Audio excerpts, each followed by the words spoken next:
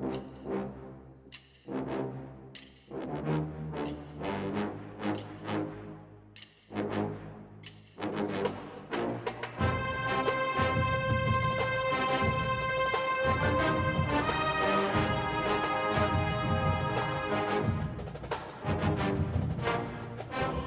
hey, hey, here we go once again. Second straight with fam. This is Bobby B, and I got my boys here, Jordan and Joshua. We about to get on again, talking about them Dallas Cowboys and whatever sports we got to be talking about today. You know what I'm saying? Because, we got some crazy news going on today. We're going to go ahead on and get on the top of it. Because that's what we do. We set it straight because we had some weird stuff going on out there.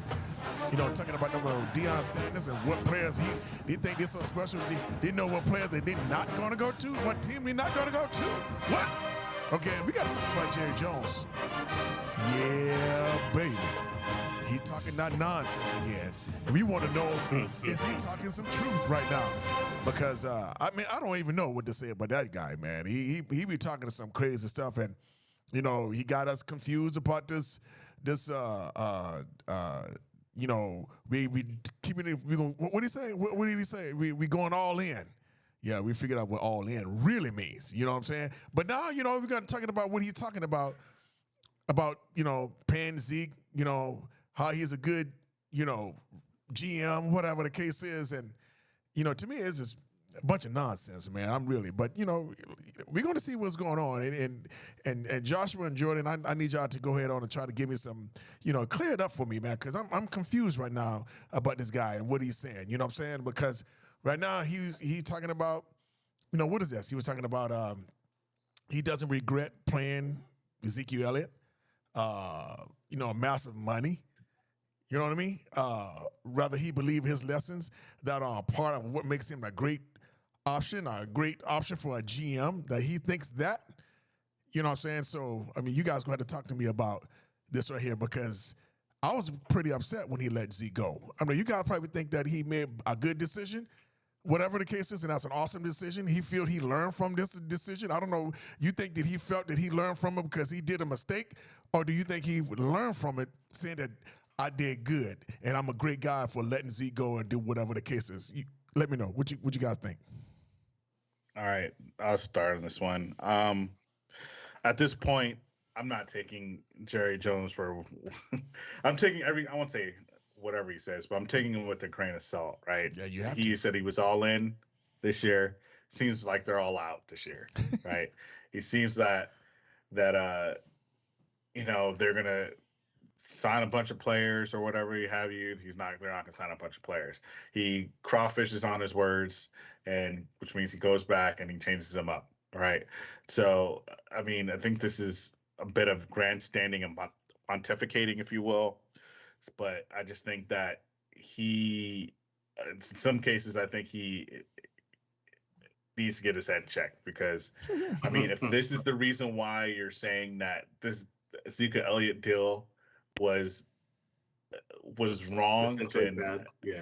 Oh yeah, put you in a bad rap. Then that's up to you, because you could have signed Ezekiel Elliott a while back, but you waited, right? So the Dallas Cowboys tend to take their time when it comes to signing their own. They say they like their players, but they take their time in signing players. They drag their feet.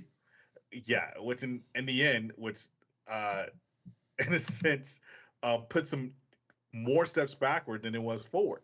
If they go ahead and pay their people that they believe in, that they say they believe in, then they'll be a lot further along. And now you get into these situations where you do have cap casualties and stuff like that. But in no way, shape, or form should this last deal be like, okay, based off this, I'm gonna pick this. Zeke Elliott was not, because Zeke Elliott was definitely a essential part of this offense. And if you hate him, or if you love him or hate him, he still was an essential part of Dak Prescott's progress. Right? I don't think Dak Prescott would have progressed if it wasn't for Ezekiel Elliott. Right? So I don't care if you think that Dak Prescott's like the world's greatest quarterback, or if you think he's the worst quarterback, and can't progress, or the world's greatest quarterback. You need anybody. But I think he was essential to his progress. Also, uh, I do think if hindsight is 2020, I do think that the Cowboys would have benefited in a sense with having a guy like Ezekiel Elliott, right? But it just seems that because of what he was getting paid at, right? That was the reason why he was getting more touches than anybody. But it seemed like it was a great 1-2 punch for for him and Tony Pollard. And then the next year, which was in 2023, they didn't have that 1-2 punch. Now you're exposing He did. a running back that his forte was the change in direction, and now you're having a person that's forte was a change in direction, and he's coming back off of a injury, and you're expecting to be just as successful as the combination because they didn't use Rico Dowdle and Tony Pollard like they should have, right, or anywhere close to how Ezekiel Elliott was. So, I mean, if anything, history should have told you, hey, maybe we need to get a running back like Ezekiel Elliott, right? And maybe we have to allocate some funds, more funds than we would to get a running back so that way we can be more successful in the playoffs. But I don't know at this point. At this point, I think that they have a certain amount of money that's allocated towards running backs, right? And just like he said in the past, he said, if we've seen this one great player that's one person, we can get the same kind of results with two people with the same amount of money. So that's his logic, but in a sense, it's not really a good logic, especially if those two players are not going to be utilized the same way as that or one player is going to get. And it never happens that way. So that's just my 2 cents on it. But I don't know what you say, Jordan. You done just said all the points. My my takeaway from it was I think Jerry's wrong in his thinking. I Yeah. I think it's all about circumstance and where you're at. Like when Zeke was up for contract, everyone said you shouldn't pay the running backs high amounts of money on their second contract. Like we all knew that Zeke deserved to get paid, but shouldn't get the highest. And Jerry Jones went out of his way because he wanted to like be grand and make his running back the highest paid running back in the league. And at the time, we saw Zeke slowly going down in his production, and he wanted to make him the highest paid running back in the league. So you have nobody to blame but yourself. And then you put Zeke in a bad situation because now you make him the number one back, and it's fine that he's the number one back. But then we go into his production, and you're forcing Zeke to do things that he can no longer do at the age and stage of his career that he was at. Instead of utilizing a Tony Pollard that you had in what was it? I think we drafted Pollard in 2018 or something like that, or 2019. Like you have Pollard, you could have been making a Pollard and Zeke a 1-2 punch. We've had Pollard on the squad for like 5 to 6 years, and then it takes you up until 2022 to finally utilize him as a 1-2 punch on Zeke's way out.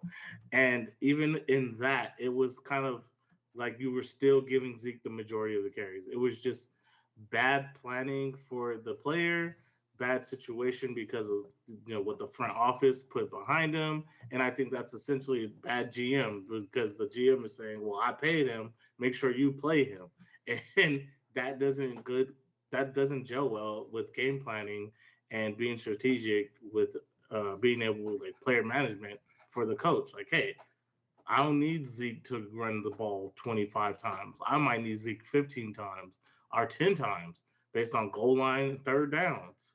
And, if I just want to, keep him going, get, get the defense tired while I put in Pollard.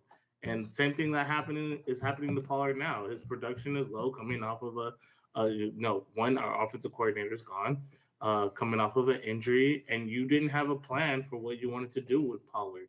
I don't know what you thought Pollard was going to be, Zeke and Pollard in one, when we already knew he was not that. Right. So I agree with Josh said. On top of they had no plan. Like that's my problem with the our GM is he wants to sign people, but he does not have a plan for the players. Like you're not the head coach, and you're not aligning your philosophies with the head coach. A lot of these successful franchises have if it's the coach being the coach and GM, they sign players, they know what they want to do with them. If it's a GM and a coach, they're on the ground. They're figuring it out. Hey, what is our offense doing? How are we going to construct them? Do we have a purpose for this player in our offense? How can we make them successful, making everyone successful? And for Jerry, it's not that. And on top of he pays everybody a little bit too late and a little bit too much. Dak Prescott's the same way. I have to And agree. now and now we're gonna do the same thing with CD Lamb. It looks like we're gonna do the same thing with Mika my Parsons. boy Micah Mika Parsons. Parsons. Right, right. Yeah, you're gonna so that's what it is. That's his philosophy. He thinks he's a good GM because of that, and nobody can tell him otherwise because he is the owner. So who's critiquing the owner? Who watches the Watchmen? Right, Yeah, right. You know, I have to agree. I have to agree. I'll just say this one thing for you, Dad. I'll just say like, not only does he like add players right with no plan, but I think they release players with no plan either. You understand? So Mhm. like, for Goes both instance, ways. like the running back, so there's no Ezekiel Elliott. So what's your plan? So your plan going into this year was Rico Dowdle, I think, was hurt in the beginning of the year, or yeah, I think he was hurt in the beginning of the year. So your plan was Deuce Vaughn and Tony Pollard, or even Yeah, if it was Rico but then Dowdle too. not But just that, it's but just then you cut the running back that had success the previous season with Davis. yes, right. Malik Davis, You yeah. put him on practice squad So like, why would you? Why to would bring you? Deuce Vaughn up. Yeah. So I don't understand. Maybe they thought there was a good story or whatever like that. Who cares about stories? It cares about people care about wins, and this could have helped you out. The Malik Davis slash Rico Dowdle could have helped you out in the beginning of the year towards the end of the year too. Now you have pliable options, people that know like they're more comfortable in the routes that they have. You would have had a better running game, but they're not. There's all these subtractions, but I don't think that they have a good plan. Like if their plan is to utilize this draft, right, to get players, there's only so many draft picks you can pick, and then I think it's fool's gold if you think it's, or I think it's unrealistic if you think 1 through 7 is going to be starting level or even rotational level at this point, because Yeah. that's just not how it works, especially when you don't have as many draft picks that you had in the previous years. So I don't know what they're going to do, and maybe they're going to be waiting for people that's to be released or whatever based on the draft or whatever, but they don't have enough a long time. There's a lot of people that you have to sign, and I don't understand. But go ahead, what you're going to say that. No, no. I was just agreeing with both of you, and when you're talking about they always wait to the last minute, and then once we get to the last minute, now they had to overpay to keep somebody, right? And that's because they just screw up their deal. They're not being smart with their finances. Now, do either of you believe that they should have paid Tyrone Smith before he was a free agent? Do you think that's something that they waited? And now he's a free agent, so now he was able to be offered something else and then go somewhere else? Or are you thinking that they had no other choice and had to let him go regardless? I mean, I what are your I thoughts? I'll tell you. I think they had no choice and had to let him go regardless. Because once again, it goes back to did you have a plan? You didn't have a plan. You knew you needed a left tackle you to take over Tyron Smith 5, 6 years ago. You knew this, right? You knew this, seeing him in practice every day, seeing that he does not practice because they're trying to keep him as injury free as he can to make it into the game.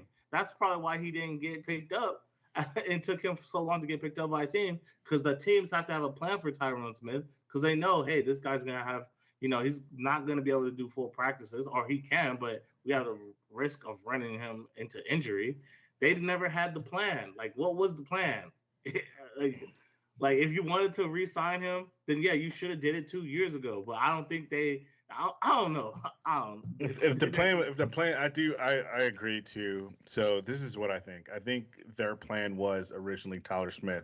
See, but what happens is when you let go of Connor Williams, right? Now you have a hole that, and you have to do what basically like the Cowboys usually do. It's 5 best players available, right?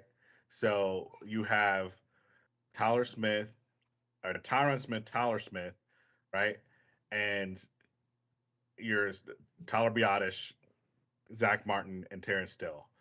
And then what happens? Tyron Smith gets hurt. So, and then they put Tyler Smith out at tackle at one point, but they pick up the guard from the Eagles, right, to be as a placeholder for that. So it's almost like they put Band-Aids on, but they don't have like that was even crazy. Yeah. Right. So here's the deal. If you think that Tyron Smith needed to go, then make sure that you have Tyler Smith. But now, is that going to impede his health? Now, for a position that he hasn't played that often in the NFL, now you're putting him out there. Now, is that going to impede his progression? Now, is he ready for left tackle? And so now, either way, you don't have anybody. You don't have anybody that can fill the void. Now you're hoping and praying that you get somebody decent in the draft. Yeah, it's either at left tackle or left guard. Well, I think that the fact that they got lucky because they found out that he could play left guard. But yeah, you're going back and forth with him, stifling his development because now he has to relearn or has to retrain his mindset of, okay, I'm a left tackle. These are my assignments. This is what I need to do. And instead of just becoming a Hall of Fame guard. And that's the thing too. Is he a better can he be a Hall of Fame left tackle or a Hall of Fame guard? I've seen people saying he's a Hall of Fame left tackle. No, he's a Hall of Fame guard, but a good left tackle. And we won't know until we go into that. But then also, like, now you're putting him in a position, right? So you can be in a better position in the draft. So now you're putting him on the fence because you want to draft someone at left tackle or left guard. Like you don't have a plan. And there's by the way, we also need the Dallas Cowboys also needs a starting center. So yeah, like and letting Tyron Smith walk, I don't think they should have let him walk. I think they should have brought him back. He got a $20 million deal. Who knows what he would have got with Dallas? I'm pretty sure everybody gets more money when they leave Dallas. Everybody says they would take less money if they would have stayed in Dallas. We never know because guess what? We don't ever get to find out, right? Because they just go ahead and let them people walk. They don't even bring them in. So you don't think we could afford? So you think we could have? I think we could afford. Yes, if he's getting a $20 million deal and most of it is incentives, I feel like we could have done the same thing. Probably get him for cheaper because he might want to just stay home. Right. So I agree with up to that point. I don't think the Dallas Cowboys could have, right? I don't think they could have afforded him. Really? Right? $20 million. So, I mean, I was doing some research and then your incentives are counting against your cap. And so he said $8 million. So that's $12 million extra against the cap. Now, if they plan on signing Dak Prescott and signing CeeDee Lamb, will they have free spots allocated towards that? Yes, I agree with that, right? And then you would have, but I don't know necessarily like on how that's going to be. But if you want $20 million is pretty steep. Okay, but but it's not important? A guarantee. It's not a guaranteed $20 million. And if it is steep, what is steep? What is so steep that's going to cost? Do you want to win a Super Bowl or not? Like, what is steep? 20 million steep, but you win a Super Bowl? Like, I mean, that's true. That was my question because I was going to ask, what is 20 million is more important than a Pro Bowl left tackle? Because can you find that to somewhere else to that degree to protect Dak? No. So you're not going to find anybody else unless if it's David Bakhtiari, which, letting you know, Cowboys, he's still out there. So if you guys want to sign a left tackle, that's just as I don't even know why you brought it up. Yeah, I'm just saying, he's still a free agent. He's still a free agent, Dallas Cowboys. But anyway, the point is that if the Dallas Cowboys were to do something with that money that was going to be allocated towards Tyron Smith and get a player that was to be almost as impactful, right, for a year or so, I would say do it. I'm okay with that. But like who would it be? It could be any player that's going to make a difference on the Dallas Cowboys, right?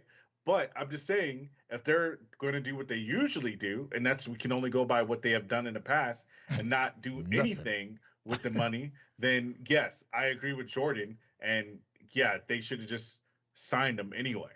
Because the fact, if you weren't going to do anything with that money, why not just have somebody that you know, and that's going to protect your highest investment, right? Because still, whether it's 1 year, 2 years, 3 years, or 4 years, that is still a big invest. $55 million is a lot. $55 million is a lot, or $60 million is a lot. Well, see, So especially towards the cap. right, but I'm like this right here. Oh, you lose a front tire on your car, and what do? You go upgrade your freaking exhaust pipe. The donut. You go and upgrade the exhaust pipe. Oh, I thought Something you put a completely donut different. on it and upgrade the exhaust pipe. Right, because I'm like, if the left tackle is what we need, why would we put our money into something else instead of another left tackle that which we need? I don't understand. Can I put on my tinfoil hat real quick? And, go ahead. Okay, I'm put on my tinfoil hat real quick. Okay, we read an article, seen an article that's saying that they're thinking about letting Dak test free agency next year. Okay, tinfoil hat. They let Dak go next year, right? And they try to go after Shador. They try to go after Shador or which I think is right. You go get a Shador.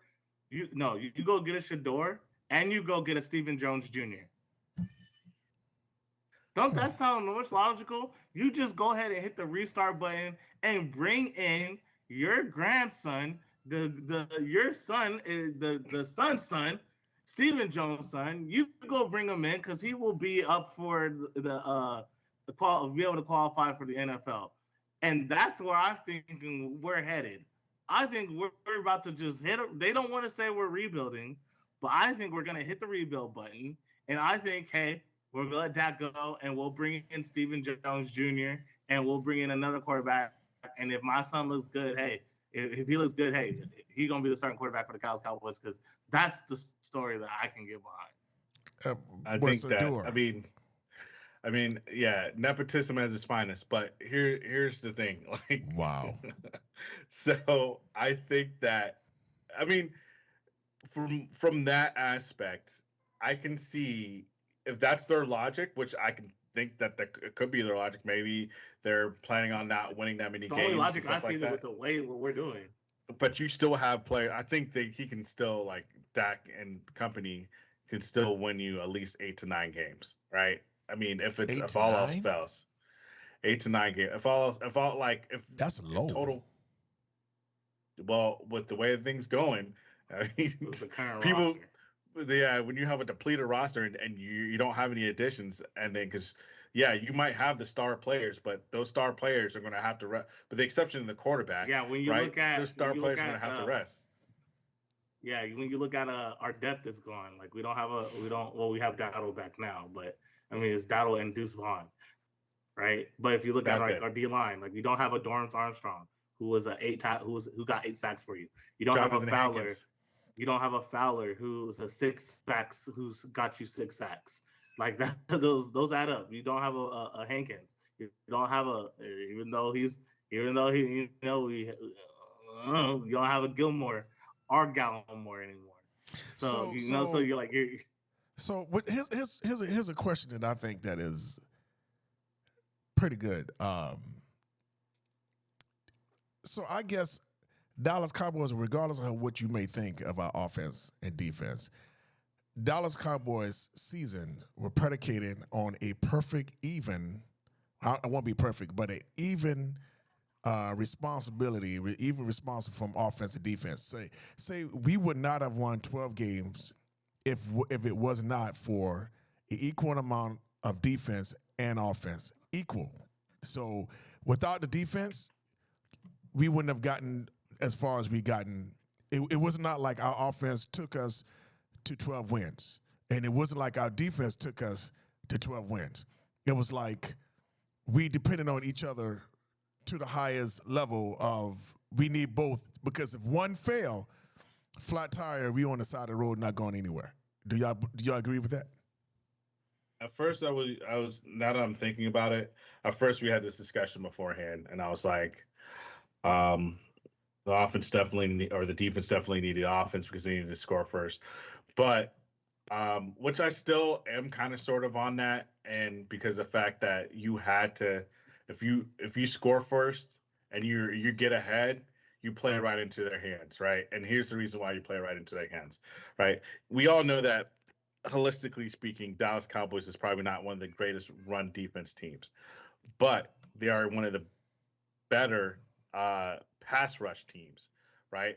And pass Third or down pass. monster. I won't say pass rush team, but I'll say pass defense team, right? Because the fact that you have your defensive line that can rush. You have your Micah Parsons, DeMarcus Lawrence. You have your Jonathan Hankins, right? Dorrance Armstrong. You have these guys that can get to the quarterback. Not only get to the quarterback, but they can get to the quarterback really quickly. So you're forcing the quarterback to make quick decisions. Then you have people in the back, not the linebackers, because the Dallas Cowboys didn't have any linebackers. So I'm talking about the cornerbacks, which are your Stephon Gilmore, your Deron Bland, right? Your Jordan Lewis's of the world, right? And Deron Bland, and especially, and we can add all those three. They will take advantage of any mistakes, right? And then that's why you have so many interceptions, right? Which puts the Cowboys offense in a very advantageous position. More opportunities. Yeah. And they get more opportunities, right? And so, which creates more points, right? Because they are still there. While they may not be a good rush offense team, they're all still a good a good pass offense team. So you still have those times where they can pass to get first downs, and eventually touchdowns, which causes the gap to widen even more, which causes the opposing team not to rush the ball and pass the ball even more, and then that causes less rushing yards per game eventually. So they both are kind of predicated on the other, right? And if one is bad, then the other would fail. And then this is part of the reason what you saw in the Detroit game. You almost saw that in the Bills game, and then you also saw that in the Packers game. No, right? the Packers game, I ain't seen jack from either side, but yeah, go ahead. Exactly. And so in the 49ers game. I saw a defense try. And what they game? were just doing. The Packers game. The defense was. I'm not saying the defense tried. Okay, they tried. The coach didn't help him. The coach might have threw a monkey wrench in there because he knew it was going to the Commanders. The coach might have did that. The defensive coordinator, I should say. But also, that offense was bad. The offense was bad. But I'll say this: I think they needed each other. The defense was super bad too. No, not as bad as the offense. But that's you're throwing and all you see is green. All you see is green, and the pass it to a tight end, and there's no white or blue jersey, and even in the frame. Yeah, that's pretty bad. But that's not effort, and that's not, I guess, people looking sad and confused and shocked. That's the coach put us in the wrong position. I tell you what, whatever position they put us in, defense. I saw the offense look bewildered. But they was looking like. But look, though, you're right, absolutely. But I have to agree also with Joshua, man. Our defense, man, it seemed like I could have got on that floor and threw anything up in there and had a wide open receiver. Yeah, because the coach, the defense coordinator, but I'm just saying, through the game. Right, but I'm just saying, we had to blame that on the defense. So to me, defense did not show up. It was horrible. I guess you can blame that on defense. I'm blaming that on the defensive coordinator. Because ain't no way in the world you tell me that we running man. We talking about this. We run man all year long. Even players talk about it. Other players talked about it. Yes. Jordan Love talked about it. You played man all year long, and then all of a sudden in the playoff game, you want to run zones? Something different. There was confusion. You're right. So I had to blame. But I had to give that L to defense, though. You know what I'm saying? They was equal. Yeah, Defense so- has to I'm take just- the L. Can I'm we just can we saying, all? I'm Can we just all saying just? the offense looked worse because the offense looked like Oh You're man, right. somebody stole their candy. You know what? You know what? For real. I want to say this. I am so glad we can all agree now. At least Jordan now agrees with me that it wasn't the offensive coordinator. It was the players. So Say it had what- nothing what- to say- do with what- the say- offensive coordinator, right? Is that what you're saying, right? No, he was saying it was a defensive coordinator. No, I'm talking about the offensive coordinator. It was the play. It wasn't the offensive coordinator. It was the offensive players, right? Who said that? Hold up. That I'm would trying to lead. get. That Hold would up. lead. That would lead to what I'm saying. No, he's bringing up another argument where I said the players are. I blame the players. I hold the players at a higher standard than the coaches. Like if it's something going bad, it's 60%. I said 60% players. No. 30 I'm not even talking about that. I'm not even talking about that. I'm just saying. I don't know what you're talking about then. I'm saying that you're saying that it was not the offensive coordinator's fault. It was definitely the players' fault, correct? No, he was saying it was the defensive coordinator's fault, not the Was players. it- No. He's Defense? saying on the offense. He's trying to let Mike McCarthy get off. Oh, But that no, ain't Mike happening. McCarthy That- don't get off either. No, Look, Because I'm not- dude, he not gonna Because get- when your McCarthy- players look shook, Right. when your players look shook, this is why I don't think we're a high octane offense. Because when your players look shook, what did you do? You Yeah. didn't go rely on your running back. You didn't go and scheme up ways to get, Brandon Cooks going if CeeDee Lamb and him wasn't good. You didn't bring Brooks off the bench. You didn't do nothing creatively to help your offense out. You just looked there. but you went out there. The defense You looked basically bewildered threw too. them to the wolves. Right. You threw them to the wolves. Go figure it out on your own, Dak. Go figure it out on your own, CD. I mean, Hey. he's Yeah, been doing that for the- it was a horrible both defensive and offensive coordinators. Yes. So McCarthy is not getting off of that. I'm sorry, because that he didn't I know, decide I to know. change I was just making a whatever the point. case. Yeah. Oh, okay. But that kind of leads me up to this next segment here. Where Jordan is talking about the high octane. He don't believe that Dallas Cowboy is a high octane, not high octane offense. Now that is a good question to ask because Jordan, who do you consider being high octane? If you don't think Dallas Cowboy, now I'm talking about the full season. Now we can't go to playoff because their playoff performance. Don't even think that there was NFL teams that was out there. But as far as the entire season, who do you put higher than Dallas as a high octane? If you don't think Dallas was a high octane offense. Well, no, first, not team, before but we go, offense. I I think you have- want to give your definition of high octane. I Okay, think my that'll be better. definition of high octane, we're talking about total offense. We're talking about Yeah, anybody offense. we're talking about all three players at tight end, at receivers. Two receivers can get off any moment. The tight end can go off at any moment, and you have a running back, if not two running backs, that can get off any moment. That's why I consider high octane. I consider Dallas to be big playability, but I don't consider them high octane. Like I just don't see us like if I'm thinking about Formula One racing cars. If y'all watch Formula One, Mercedes, Ferrari, Red Bull. Those are it's them and then everybody else. And one of those everybody else teams that's always right there in the mix. You might have like McLaren or somebody who's coming up and like they're in the mix, but they're not hot. They're not performing on the same level as those other offenses. And I think because we don't have running backs, the run game performing at that level, I don't think that's why I don't consider them high octane, regardless of that they had the fourth best total offense or fifth best total offense. The run game was just lacking. The run game ranked was 5. just lacking. So let me ask you a question. Who do you think then was or not who? What do you think was the reason why the offense was so successful? Why I think they're so successful? I think they're successful because of Dak and CD. They just had a crazy year. So you said I'm not trying to like poke holes in your argument or anything. So No, you're saying I'm that, just saying Dak and CD had a crazy so year. you pretty much are saying that they carried the offense, right? I don't know who else you would put. But yeah, Okay. they carried the offense. So yeah, I in that definition, right? In your definition, I would have to agree with you, right?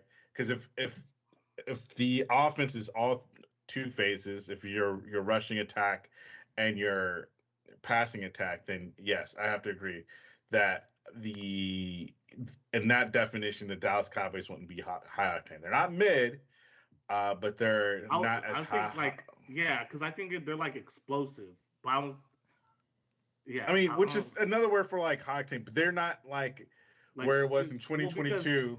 Yeah, where in I just feel like do you feel like 2022 Dallas Cowboys are more high octane than 2023? I look at Miami, I look at the 49ers, I look at the Lions, and the Lions don't have the quarterback. See, even look at the Lions. Lions do not have the. I'm not gonna say he's not top 10, but I'll probably say he's not top 10 quarterback, right? He's not that. What? I'm saying he is, but he's not at the same time. He is because of the offense. The offense that he's in. The offense that he's in makes him a top 10 quarterback. But I'm saying that's what I mean by high octane. Like, if Dak is out, it's not running. Like, we're not running at high octane. Like, the run game is not. The Lions have two great running backs. They have three. They have a good tight end over there at the Lions. They have the two good receivers. Like, the 49ers the same way. Like, they. You don't think Fergie's not good? You don't think Fergie's not good? No, I didn't say Purdy's not good. I think Ferguson. You don't think Fergie's not good? What do you mean? What are you talking about? He said a tight end. I mean, they have Dallas Cowboys has a pretty decent, I'm not saying that he's not. I'm saying he's not on the same level as Kittle. I'm saying he's not. I'm just saying players. Like, it doesn't have the right because Miami doesn't really have they have a good tight end, but they're more known for having a mad wide receivers and also two crazy running backs like Waddle and the fastest, most explosive, whatever you want to call him, Tyreek. And then you got the 49ers. Like, those are high octane to me, in my opinion. Like, I don't have the Bills as high octane either. Some people might say the Bills. I don't have the Bills as high octane. I mean, I do think though that I don't know if I don't have Baltimore as high octane either. No. But and I think I would put Dallas. I would put Dallas with them, like Baltimore and the Bills. All right. Oh, you're talking about because if you're saying Baltimore because Baltimore had more of a rushing attack than they couldn't throw the ball. They couldn't throw the ball. Right. Buffalo here and there they could run the ball. I mean, they ran the ball way better than us. But not Baltimore though, because all they did was rush the ball, right? Got it. Baltimore was the opposite of the Dallas Cowboys. Yeah. But their MVP. Okay, we're not even going to talk about that. All right. So the thing is this. I do agree that the Dallas Cowboys definitely is probably. I think that's probably why they were number 5 when it comes to the top offenses in the league. I mean, for them to. I won't say barely have a rushing attack. I think those rushing attack yards were kind of like, hey, these are garbage. People call it garbage time yards. Now we're just going to run the yard. We're going to run the ball. We're going to take our quarterback out for the fourth quarter, and we're just going to keep running the ball. We're going to keep running the ball. We're going to be successful with it. Or third quarter, we're going to be successful. We're going to be running the ball a lot more, and that's how we're going to do things. So, which is crazy because of the fact that Dak Prescott was like, I think he was out so many 4 quarters that like it equated to like over like a game or two. Just imagine if you finished those fourth quarters, like what his stats would have been. But that's neither here. I mean, as long as he won the game, I can give the other players the same argument who didn't play that last game because they already clinched their division, so they didn't play. So they have a whole game where they didn't put up any stats, so it propelled Dak to look even better. Like, I can use that saying, like, it's whatever, but we can use that same argument. But see, I don't think so. I mean, it wasn't even close. It wasn't even close. They would have to score. It was close. If Dak doesn't play, or because he did play, take 4 touchdowns off of Dak's last game versus that would equal Lamar's. That would equal Lamar's. No, I'm saying he would still be on par with Purdy in them. But here's the thing, though. How I believe, I believe, and I hear what you're saying. That's your criteria of being a high octane. I figure if high octane is like, an offense. Wait, 1 second. Let me read. Look, Pollard had 1 game over 100 yards. One game. Okay, but check this out though. When you say high That's octane, bad. no, but hold on. But you have one octane. If you're talking about high octane, you're talking about an offense who was able to produce. We're not talking about certain parts of a team that's produced. We're not even talking about. Well, I'm not talking about. Is it completely equal amounts across the whole team to produce? I'm looking at, is this offense able to produce touchdowns, yardage, whatever the case is. Whether we getting an abundance of it on the rushing yards and not that much throwing, but yet they getting like massive touchdowns, then the offense is high octane. I get what you're saying, that you're dividing between, you got to have a complete circle. We had to be, not complete circle. You had to be everything. Yeah, Dad. Yeah, like, okay. But, yeah, yes, they're high octane, but I can, like, if I'm playing devil's advocate, like, oh, you run this, like, if you're a race car driver, you run this circuit all the time. You know the circuit in the back of your hand. Yeah. I could say, like, they run in circles around bad teams. Like, they put up, but when it came time to play, the 49ers, the Cardinals, like when they played those teams, they look bad. Okay, now look. Now if you add the opponents, the offense didn't produce in those games. Okay, if you're looking for the opponents, if you're using that in your argument, I can't argue that. I can't argue with that because you are absolutely correct. Your high octane offense got to be high octane when you play the best. Right. I would agree with that, with the exception of 49ers. 49ers are making pretty much 99.9%. But you're a high octane offense, like I don't know what offense made the 49ers look bad. The Ravens made the 49ers look bad. The only team that we beat, I believe. We were just laughing a little. You checking on that? I think the only team that we beat, we didn't play the Dolphins. Did we? Did we play the Dolphins? We didn't play the Dolphins. Yeah, we played the Dolphins. Okay, did we beat the Dolphins? No, we lost to them, but the offense had a good showing. Okay, then the Lions. But we beat the Lions early, right? We beat the Lions by 1. Yes. Okay, but then we lost against the Bills. We got blowed out, and then we also got blowed out by the 49ers. Didn't show up for the Bills. Oh, nor the 49ers. Nor the 49ers. Okay, but on the top 5 offensive teams, we beat 2 of the 4 that we play against. We beat Dolphins and we beat Lions, and we lost against the Bills and we lost against the 49ers. But I hear what you're saying, but I can't argue if you're using an opponent who we playing and saying that we scored all of that against non-aggressive, high teams. Yes, because the only reason I'm bringing that up is because we did play teams that were not to our standard, and when we did. Oh, we ran up the board on them. Like we balled out on them. We made them go back to JUCO. Like they just look really good. So their they benefited from that. But when it was time to play, I don't know. I have to go look at the 49ers team and see if they played all top teams throughout this season versus a few that they played that was high. That's hot. You know what I'm saying? Before I can give them that kind of credit, But even though I know, we're not going to be more high octane than the 49ers for sure. I get that, but I just say they were, based on our performance in the season, we were a high octane team.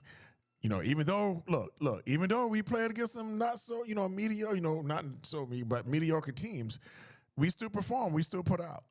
But when we did come across those big holes like the 49ers and the Bills, we didn't show up at all.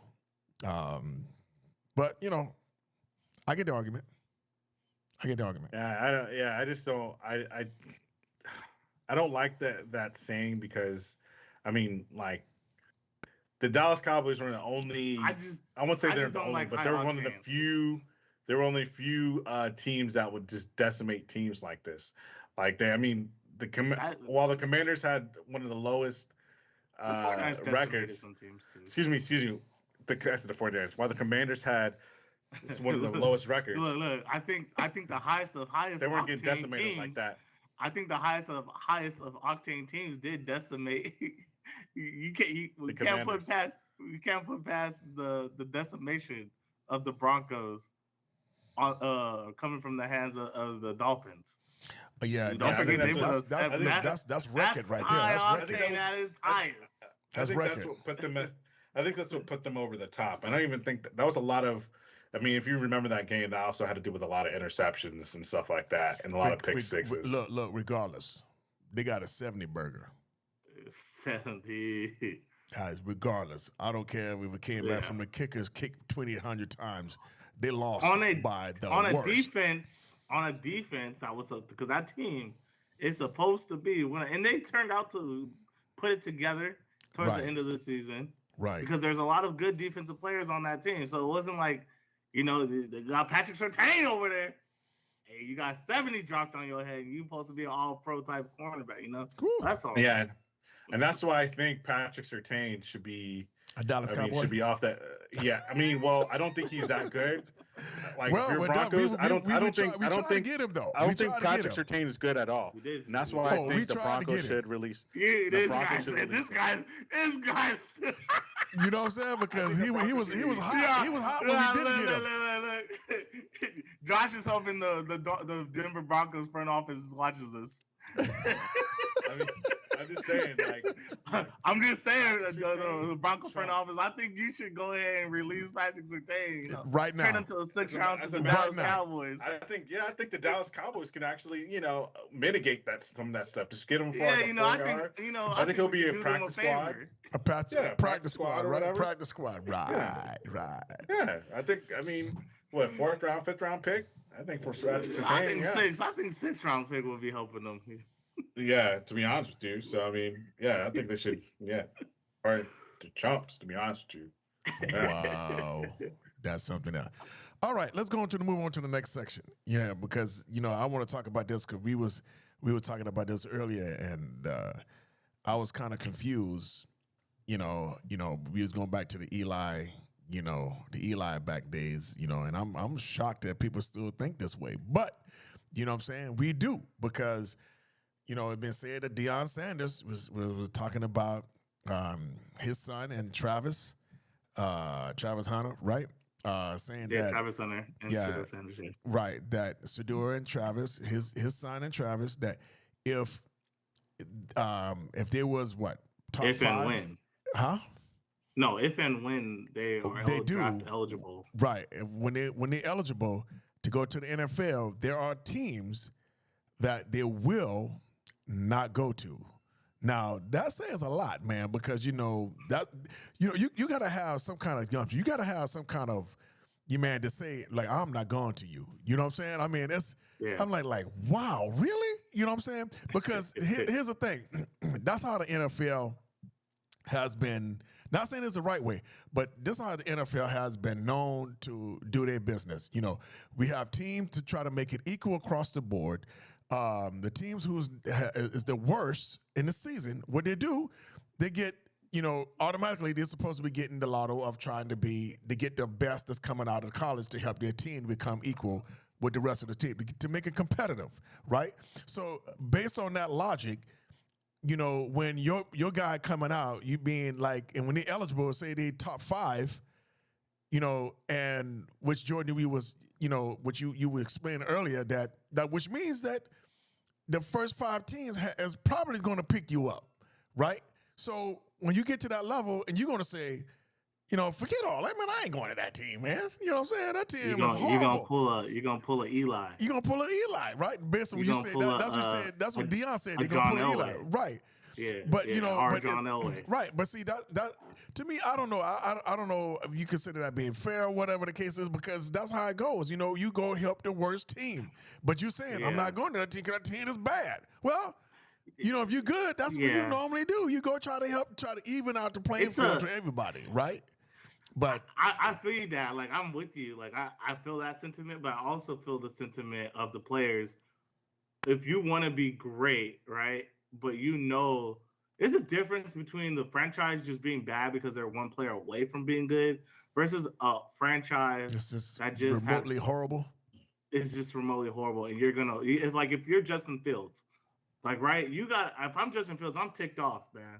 Like I had to go to the worst team with the worst players around me. Like you traded all the good players. You traded your best linebacker to the Baltimore, like, and you barely gave me a weapon my last year, and then you trade me. Like there was no development. I had multiple coaches.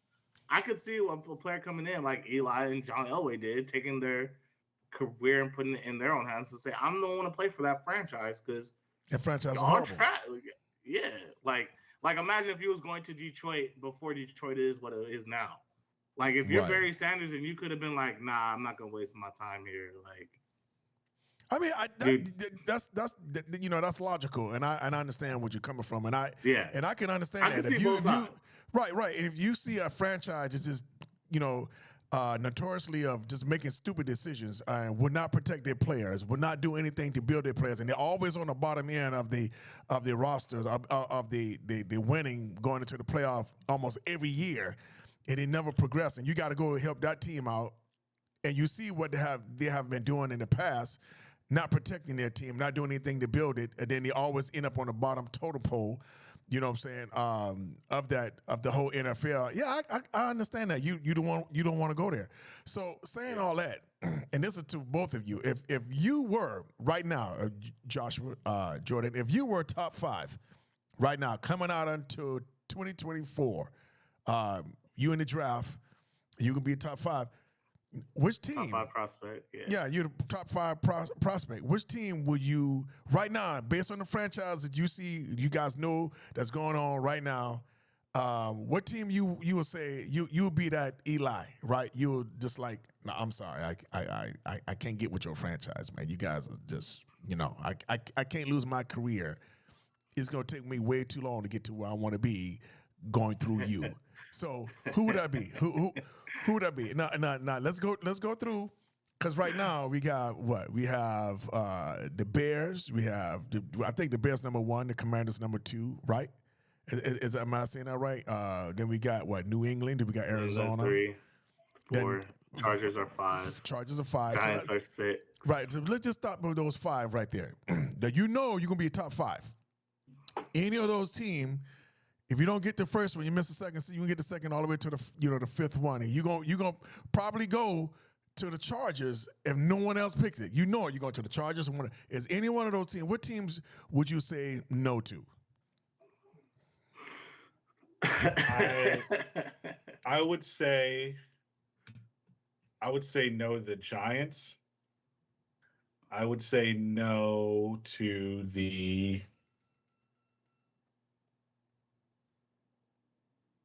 I would say no to the Panthers. Wait, is Panthers top? No. He's just saying the top 5 prospects. Okay.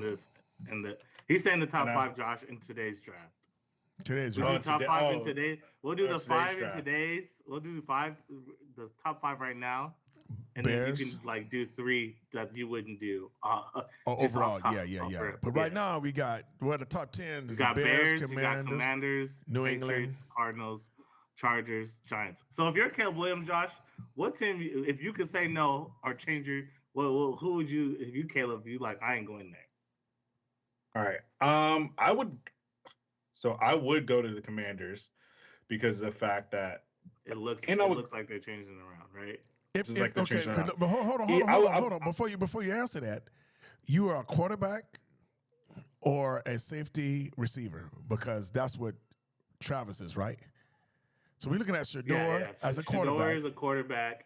Yeah, and Travis is a receiver and a corner. Receiver and a corner. Yeah. Okay, so one of the two. So out of the five, right? I don't think Los Angeles Chargers are gonna do anything. They're gonna keep their quarterback. I think so.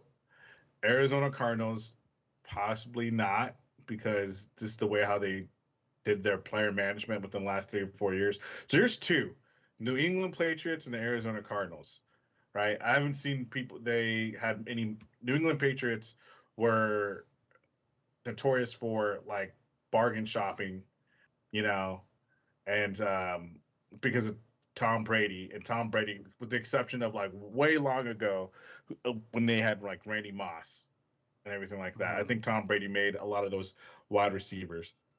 So I would say I don't think their offensive line is really that good either. So I would go with If I was Shador's Chicago Bears, because they just did a whole regime change, right? And like they pretty much got all the stuff that Justin Fields was asking for this whole entire time.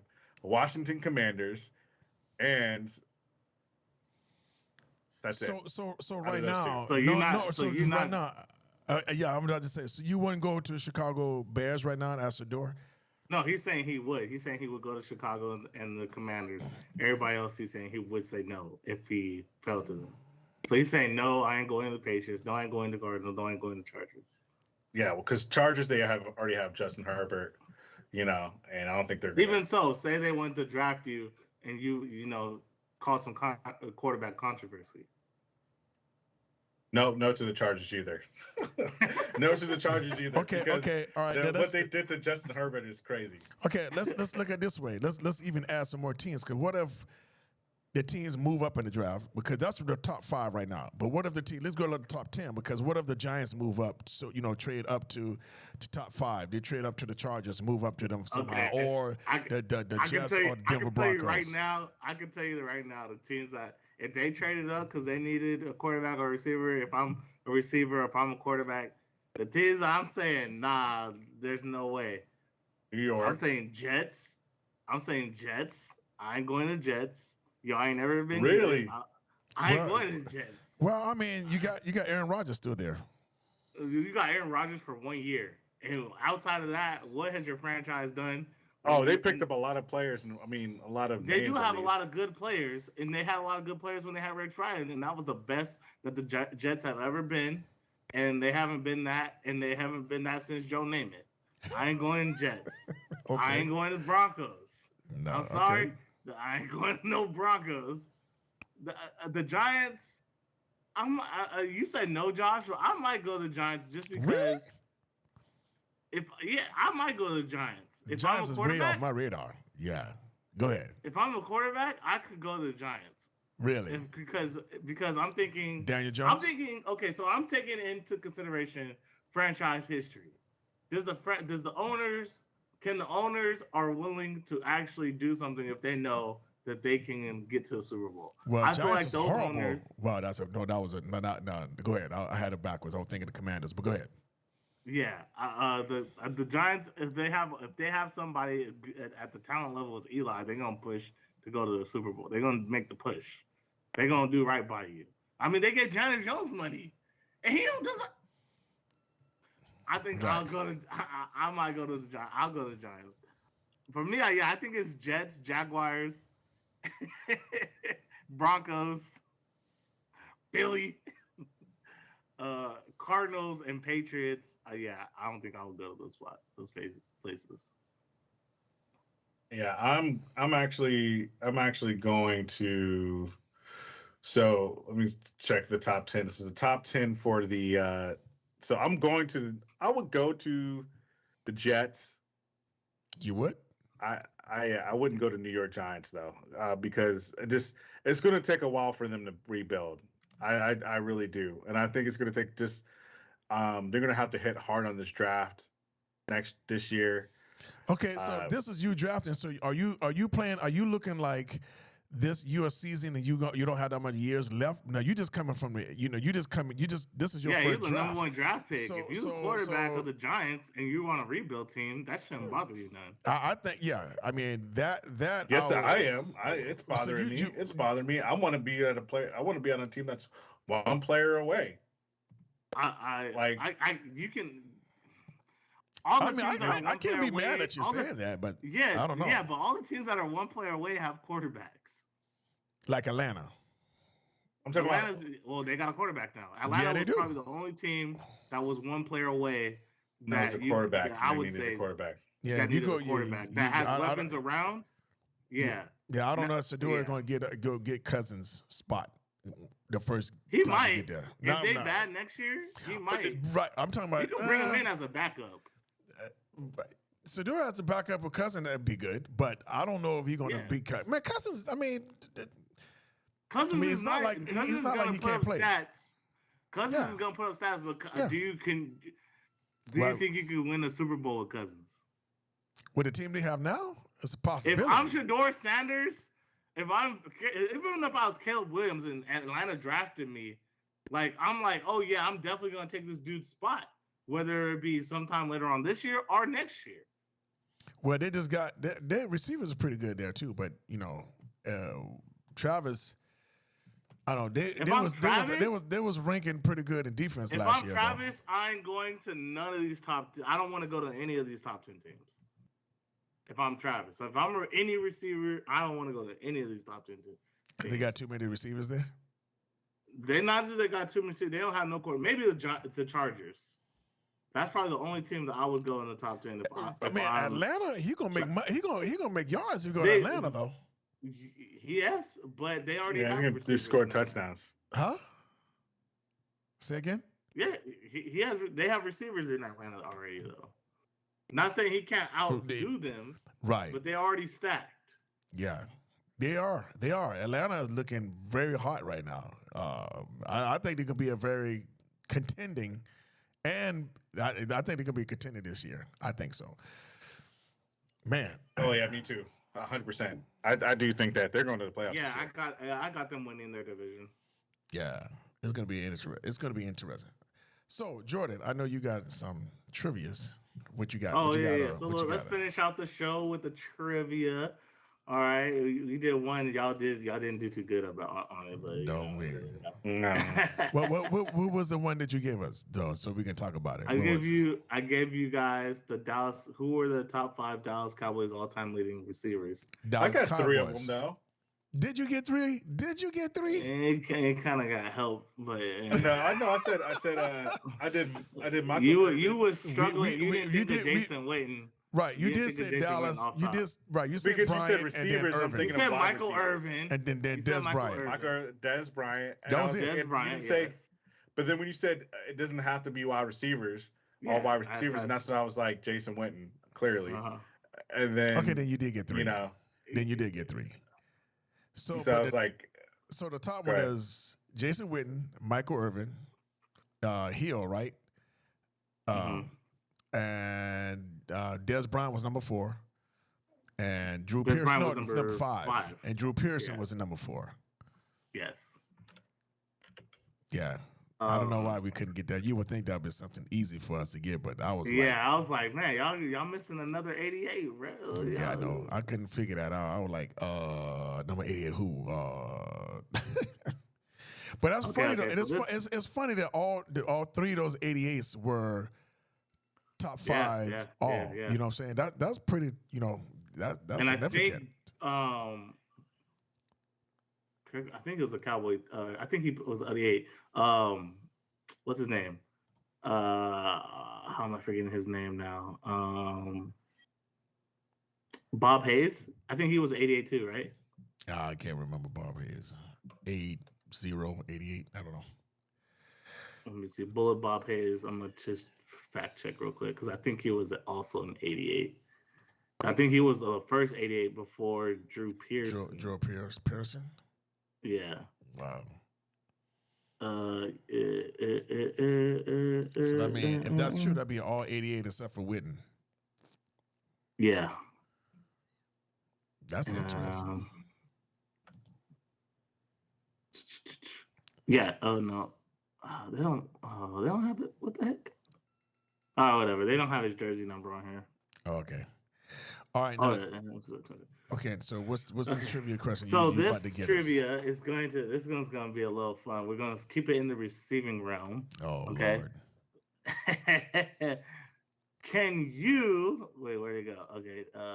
Can you list me the top 5 Dallas Cowboys single season receiving leaders in yards? Well, and see, I'm not gonna be able to do no yard, but I can tell you, CeeDee Lamb was number 1. No, I'm gonna say, yeah, it is. CeeDee Lamb was number 1. Oh, yeah, you're right. I forgot he just made it.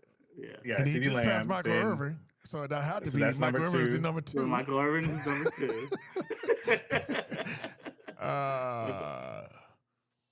I don't know how far Drew Pearson is, but I'm sure he got to be somewhere up there. So I'm gonna say Drew Pearson number 3. No, I'm gonna say Dez Bryant. Huh? I'm gonna say Dez Bryant. Dez Bryant is number 3. and then I want to say because you got to remember, Dad, like it's became more and more of a passing league, and then I mean, Michael Irvin had 1,600 yards, and that lasted up until last year. So Right. that's crazy. Yeah, I know. So as much as passing as it is, it took until right now for CD to break it, and CD had an extra game. Wow. Okay, so we got CeeDee Lamb, we got Michael Irvin, we got Dez Bryant. So we need two more. You said Drew Pierce is not in any of those? Two persons not in the top 5. Okay. Terrell Owens. Miles Austin. Oh yeah, Terrell Owens. Terrell Owens. Terrell Owens is number 4, and Miles Austin's is number 5. Ah, there you go. We was on it. Y'all knocked them out. See, the other one got y'all brains kicking. So yeah, Right, I forgot. When you said Terrell, I'm not gonna lie. I forgot about Terrell Owens. When you said Terrell, I was like, oh yeah, Terrell Owens, and then and then Miles Austin. So that was your Dallas Cowboy trivia, ladies and gentlemen, for today's show. That's what's up, man. So we had some fun today, man. So it was good. I know we always bring some substance when we come out here. So if this is your first time, I need you guys to go to the bottom, hit that subscribe button, hit that like button, then hit the thumb so we can come out here and keep it going. So we're going to be coming again next week. I don't know what's going to be at the top of next week, but we're going to bring some news because something always crazy is going to happen because Jerry's going to say something silly because that's what he does. So it's been great, guys. We're going to go ahead and pull this on out because we're going to do it like we always do it, and that is keeping it straight. And that's what we do. We set it straight. Because we the fam. Me, Bobby B, and my boys, Joshua and Jordan. Here we go. Hit baby, baby.